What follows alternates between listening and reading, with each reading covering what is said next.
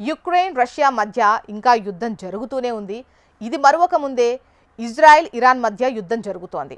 ఒకరిపై ఒకరు దాడులు చేసుకుంటూ ఆస్తులను ధ్వంసం చేసుకుంటూ ప్రతీకార చర్యలకు పాల్పడుతున్నారు. ఇప్పటికే ఇజ్రాయెల్ ఇరాన్ దాడుల్లో ఎంతో మంది ప్రజలు ఇబ్బందుల పాలయ్యారు.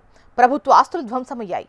ఆర్మీ అధికారులకు సంబంధించి చాలా మంది మరణించారు. అయినా ఏ దేశం కూడా తగ్గకుండా మిసైల్ దాడులు, డ్రోన్ దాడులు చేసుకుంటూ ముందుకెళ్తున్నాయి. ఇదిలా కొనసాగుతున్న తరుణంలో తాజాగా ఈ రెండు దేశాల మధ్యలోకి రష్యా వచ్చింది. యుద్ధం ఆపాలని, అక్కడ దాడి చేయొద్దని ఇజ్రాయెల్ను హెచ్చరించింది. కారణం ఏంటంటే ఇజ్రాయెల్ వరుసగా ఇరాన్లో ఉన్నటువంటి అణు విద్యుత్, అణు వాటర్ కేంద్రాలపై దాడి చేస్తోంది. ఇదే టైంలో రష్యా జోక్యం చేసుకొని ఇరాన్లోని బుష్హర్ అణు విద్యుత్ కేంద్రం మీద దాడులు చెయ్యొద్దంటూ ఇజ్రాయెల్ను అడిగింది. కానీ అప్పటికే ఇజ్రాయెల్ దాడులు మొదలుపెట్టింది. తక్షణమే అక్కడ దాడులు ఆపాలంటూ రష్యా కోరింది.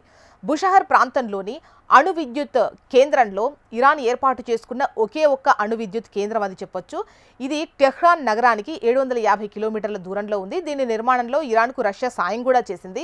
ఉత్పత్తి అయిన యురేనియం ఈ అణు విద్యుత్ కేంద్రంగా ఉపయోగపడుతోంది.